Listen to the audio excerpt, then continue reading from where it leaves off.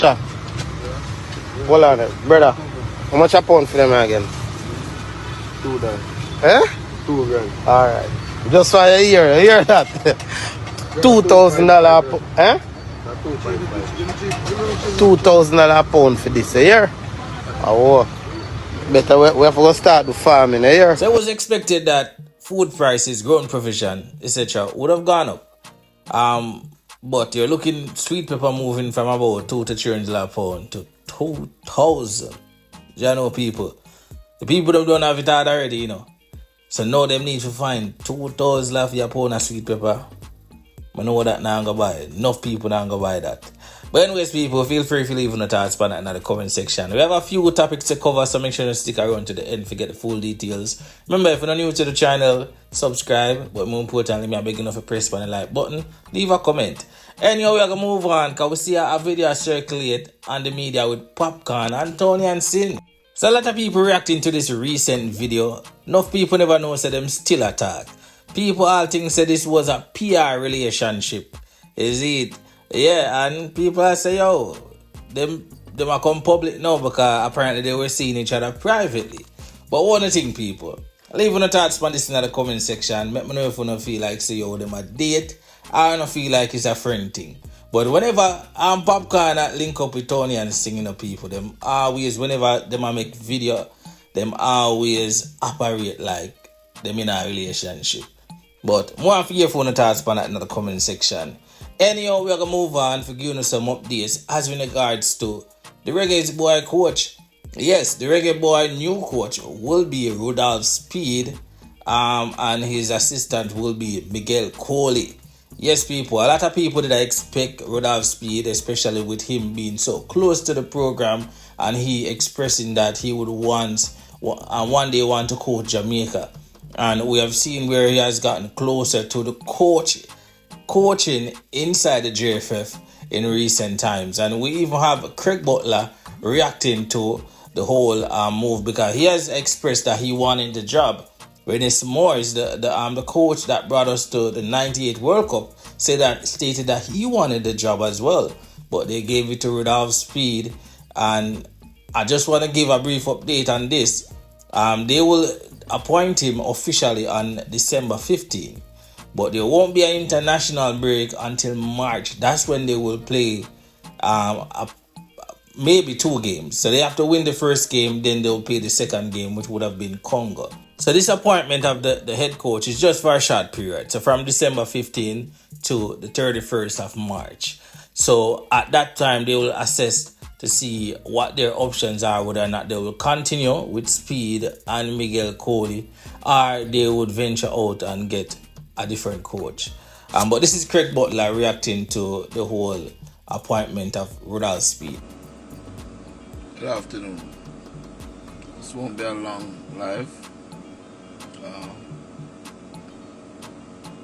It will be a direct one, and it's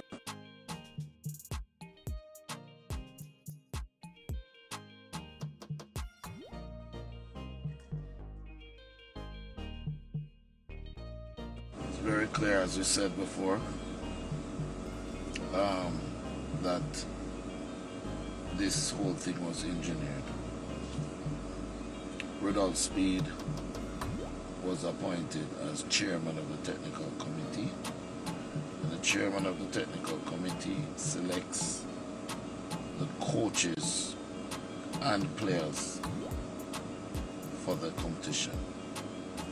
Rudolph Speed went out and he selected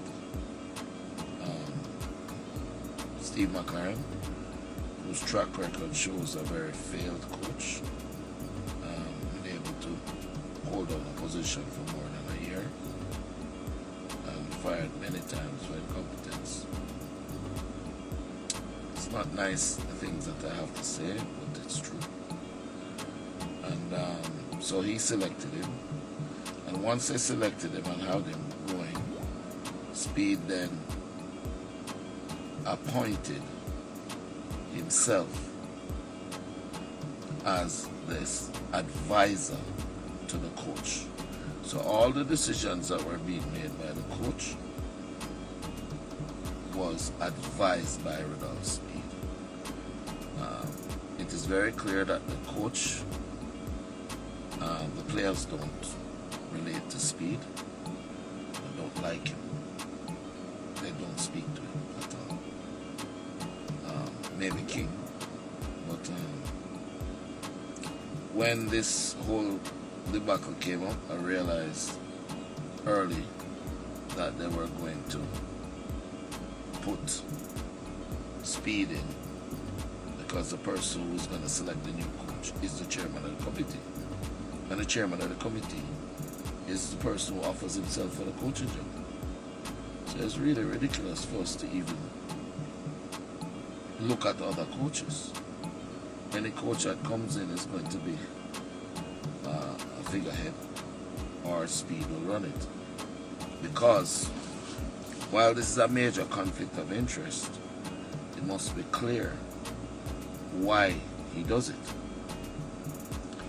In most European countries, to safeguard their homegrown talent, meaning the players that are born in their country, they require that any club that wants a player has to, for example, in England, get a player that has 75% of his country's last 15 games as a start. So, in the national team.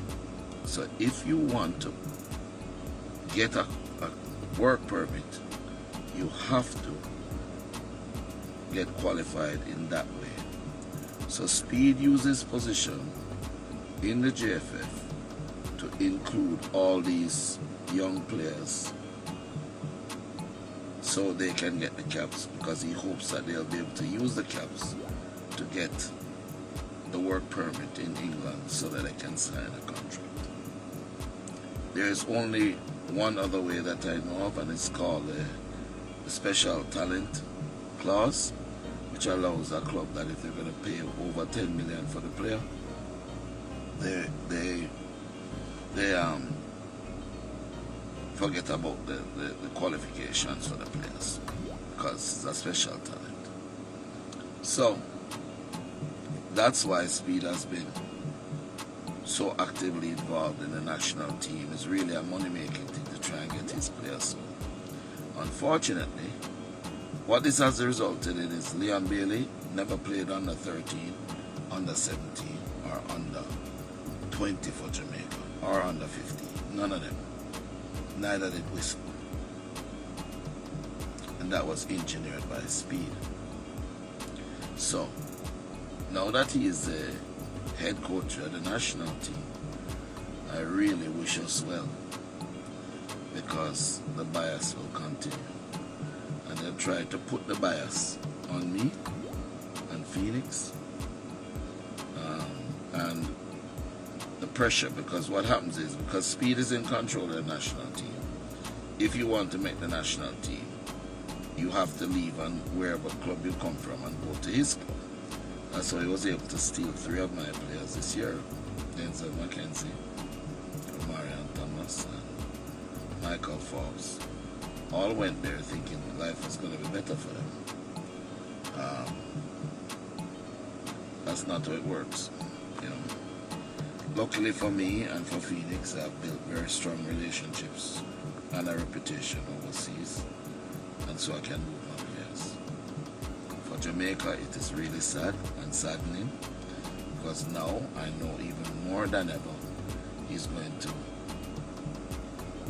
the national team will not have the support that they need, and he's going to try and block a lot of my players like Leon or Whisper. Can you imagine?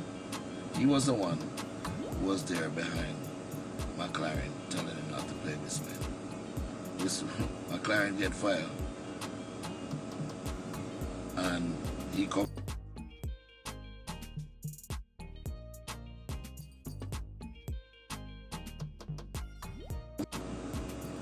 Yes, viewers, leave on a task on that in the comment section. Anyhow, we're going to move on, because we have the Minister of Health share very, very important news, Minister Tufton, and this is in regards to leptospirosis breakout in Jamaica. Listen to this.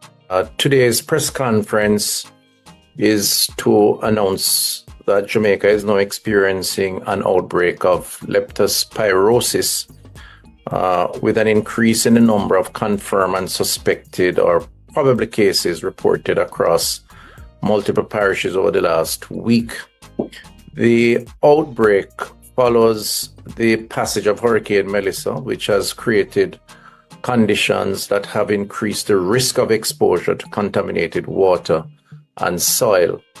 Leptospirosis, as we informed the public during our meeting, Let's Talk Recovery series on Sunday last, is a significant public health risk following heavy rainfall, flooding, or any major disaster.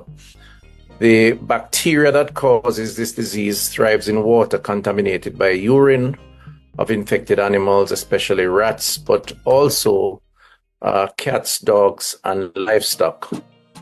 Leptospirosis can affect anyone who comes into contact with contaminated water, soil, or mud.